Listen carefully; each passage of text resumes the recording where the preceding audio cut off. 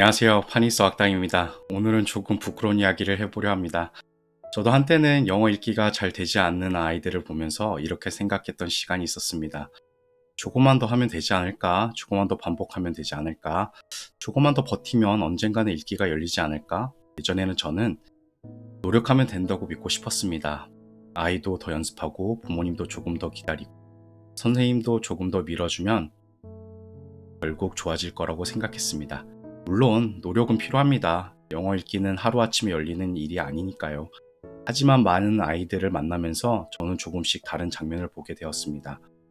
분명히 아이는 노력했습니다. 수업도 들었고 단어도 외웠고 숙제도 했고 책도 펼쳤습니다.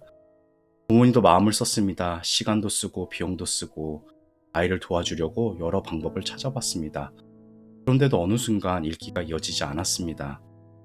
아이는 단어 앞에서 멈추고 문장으로 넘어가면 흔들리고 원서 앞에서는 갑자기 자신감을 잃었습니다. 그 모습을 보면서 저도 마음이 편하지 않았습니다.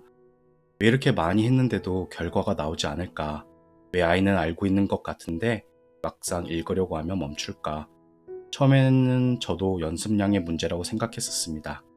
하지만 시간이 지나면서 조금씩 알게 되었습니다. 문제는 노력이 없었던 것이 아니라 노력이 닿지 못한 지점이 있었다는 것을요. 아이에게 더 많이 시키는 것보다 먼저 봐야 할 것이 있었습니다. 아이가 글자를 보고 그 글자를 소리로 떠올릴 수 있는지, 그 소리를 하나씩 붙잡고 다시 이어갈 수 있는지, 읽다가 어디에서 흐름이 끊기는지, 그 지점을 보지 않은 채 계속 더 많이만 시키면 아이는 점점 더 지칠 수 있습니다. 부모님도 지칩니다. 가르치는 사람도 조급해집니다. 그리고 아이는 읽기가 어려운 것이 아니라 영어 자체가 싫어질 수도 있습니다. 저는 그 지점이 무서웠습니다. 왜냐하면 아이의 멈춤을 단순히 노력 부족만으로 보면 우리는 아이에게 계속 같은 부담을 줄 수 있기 때문입니다. 예전에 제 영상들 안에도 그런 조급함이 있었습니다. 노력하면 된다고, 더 반복하면 된다고, 조금만 더 하면 좋아질 거라고 말하고 싶었던 마음이 있었습니다.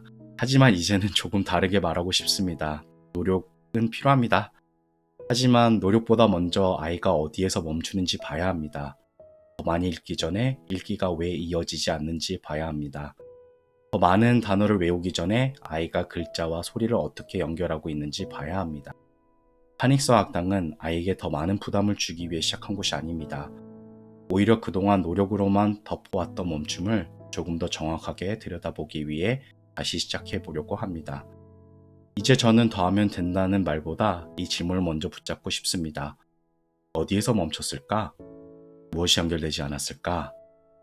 아이의 읽기는 더 밀어붙여야 열리는 것이 아니라 멈춘 지점을 제대로 봐줄 때 다시 이어질 수 있습니다.